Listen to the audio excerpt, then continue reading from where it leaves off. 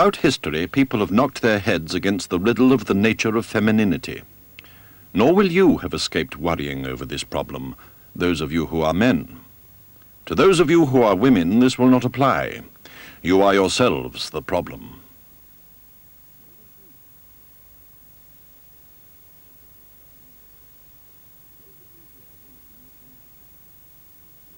You are going to women?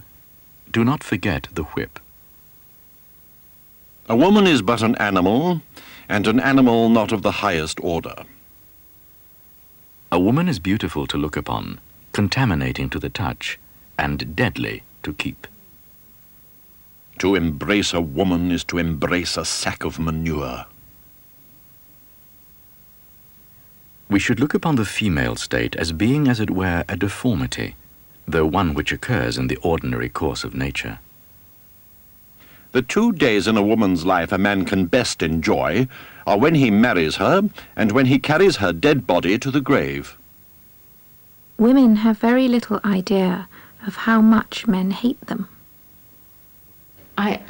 Sometimes I feel terribly unhappy about why are we such a resented part of humanity? What is it that women have done or women did? Is it this Christian ideal of, women being the source of original sin, this odd idea?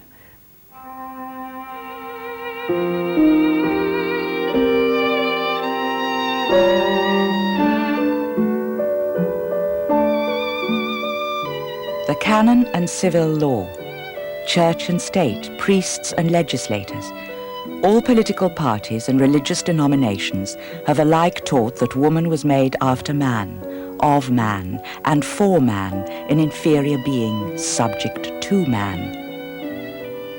Creeds, codes, scriptures and statutes are all based on this idea.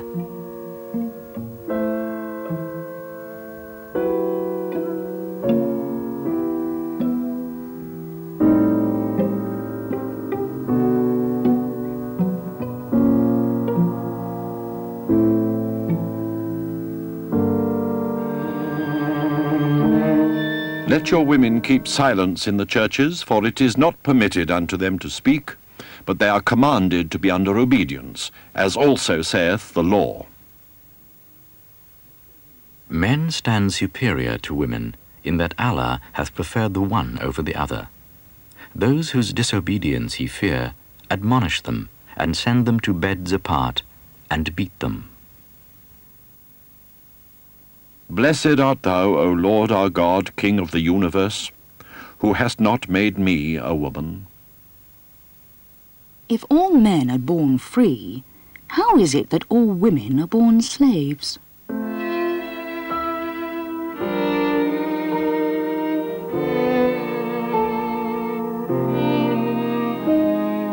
The original meaning of the word family, familia, is not that which forms the ideal of the present-day Philistine. Famulus means domestic slave, and familia is the total number of slaves belonging to one man. The term was invented by the Romans to denote a new social organism whose head ruled over wife and children and a number of slaves, and was invested under Roman paternal power with rights of life and death over them. My dear friend, last evening we spoke of the propriety of women being called by the names which are used to designate their sex, and not by those assigned to males. You differed with me on the ground that custom had established the rule that a woman must take the whole of her husband's name, particularly when public mention is made of her. But you are mistaken about this. I have very serious objections, dear Rebecca, to being called Henry. There is a great deal in a name. Ask our coloured brethren if there is nothing in a name. Why are the slaves nameless unless they take that of their master? Simply because they have no independent existence.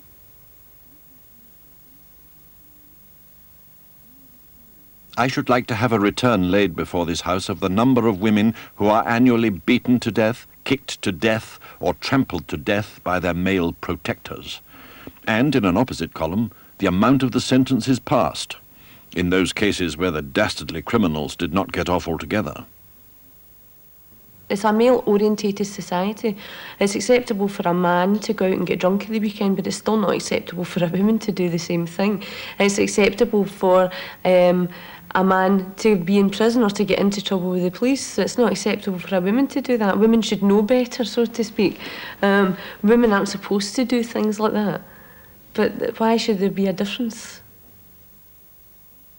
It should be noticed that there was a defect in the formation of the first woman, since she was formed from a bent rib, that is, a rib of the breast, which is bent, as it were, in a contrary direction to a man. And since through this defect she is an imperfect animal, she always deceives. No particular formula is required, but the jury should be warned in plain language that it is dangerous to convict on the evidence of the complainant alone, because experience has shown that female complainants have told false stories for various reasons, and sometimes for no reason at all.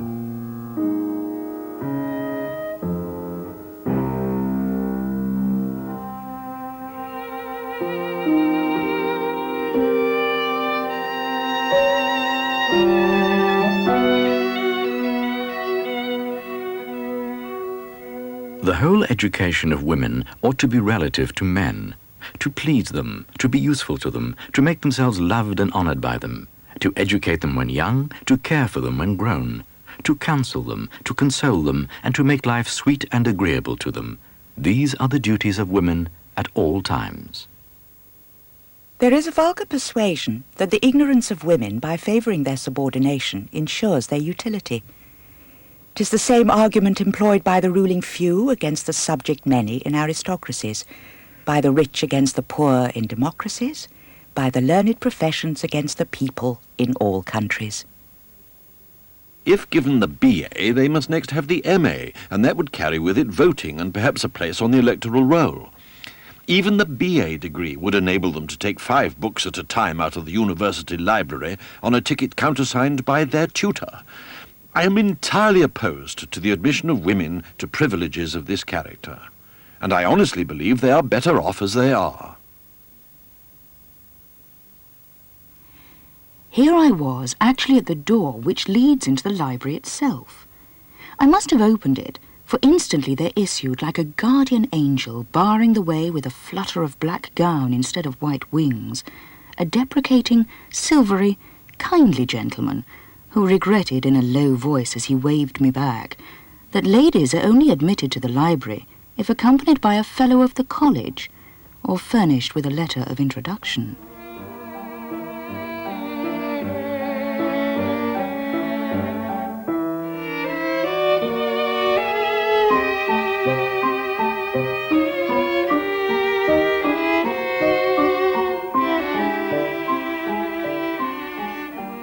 We need to know how patriarchy works. We need to know how women disappear, why we are initiated into a culture where women have no visible past. We need to know how to break the closed circle which permits men to go on producing knowledge about themselves, pretending that we do not exist.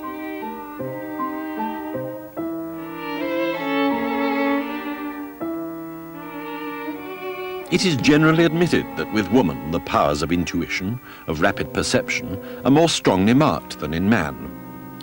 But some at least of these faculties are characteristic of the lower races, and therefore of a past and lower state of civilization.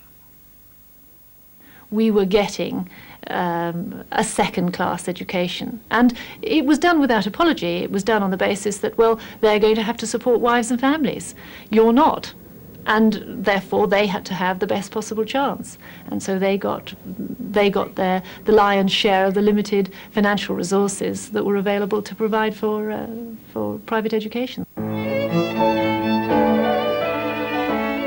Think what it is to a boy to grow up to manhood in the belief that without any merit or any exertion of his own, though he may be the most frivolous and empty or the most ignorant and stolid of mankind, by the mere fact of being born a male, he is by right the superior of all and every one of an entire half of the human race. Men have had every advantage of us in telling their own story. Education has been theirs in so much higher a degree. The pen has been in their hands.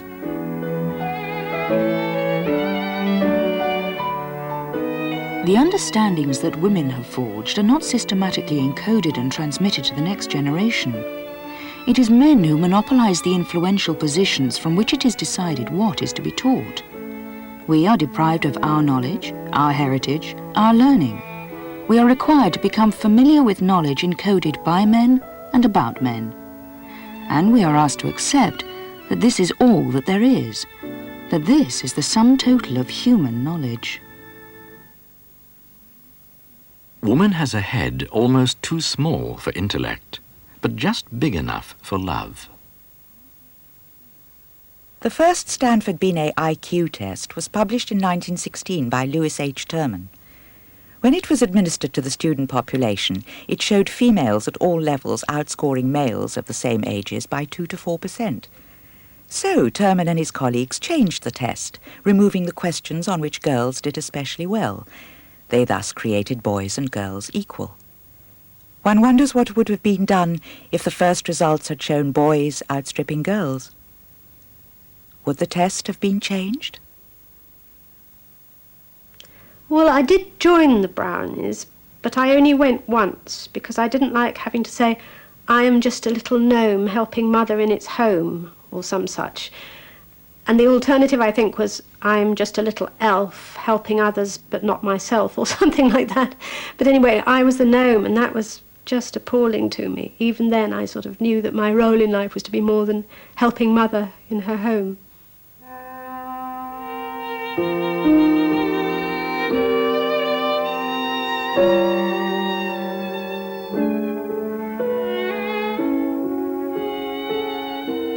Money alone determines your entire life, political as well as private.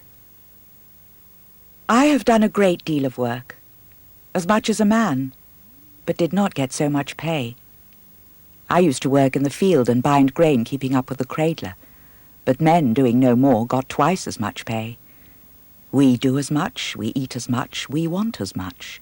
When we get our rights, we shall not have to come to you for money, for then we shall have money enough in our own pockets. And maybe you will ask us for money. You have been having our rights so long that you think, like a slaveholder, that you own us.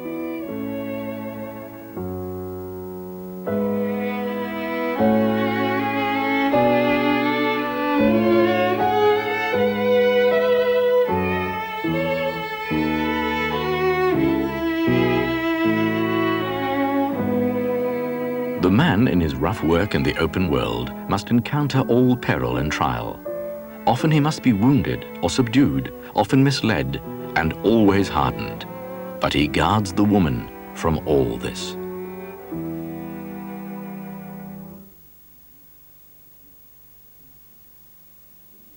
The protection which has been thrown around a married woman already is sufficient. And why she should be allowed to have money in her pocket to deal with as she thinks fit, I cannot understand. Quite frankly, I don't think mothers should have the same right to work as fathers. If the good Lord intended us to have equal rights to go out to work and to behave equally, he really wouldn't have created man and woman. If you're not working, you've got to ask your husband for money for anything or everything. You know what I mean? You'll always get some fellas who are moaning, God, what are you spending that on? I give you your wages, but, you know, how come you can't get the kids' shoes? But you've got your own few bob. The kids need shoes, you just go and get it. Work with all your might to bring forth the child.